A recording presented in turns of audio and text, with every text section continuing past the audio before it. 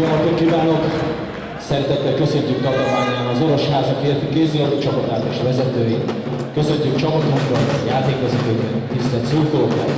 Bajnoki férfi kézilabda mérkőzés következik a Grunthoz Tatabánya, valamint az Orosházi FK-s csapatai között. A két csapat összeállítása.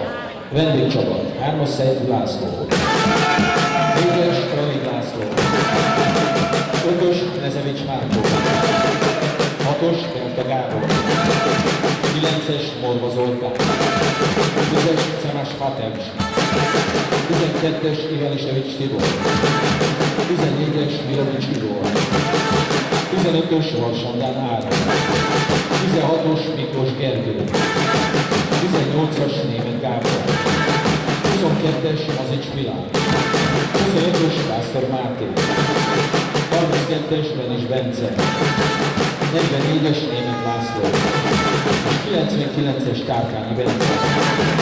A csapat edzői Vladán Jolkovics, valamint Pásztor István, a csapat gurúja Volnán Imre, és akkor jöjjenek a tatabányi fiúk.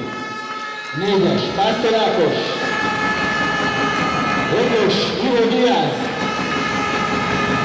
6-os Juhász Ádám, 9-es Bodó Ronald, 10-es Varsányi Gergely, 14-es Nagy Szabolcs, 16-os Babaszafari Noszer, 18-as Kacisz Dávid, 19-es Törő Szabolcs, 22-es Mazák Martin, 23-as Perics Joszi, 24-es Dénes János, 25-ös Boskovics Novák, 37-es Marton Donát, 55-ös Paul Teodor, 88-as Konszávi Szél.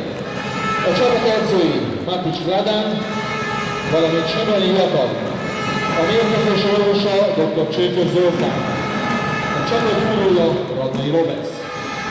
A mai mérkőzés játékvezetői Bán Tamás és Josko Ernő, versenybírók Balogh Ferenc és Fodor Péter.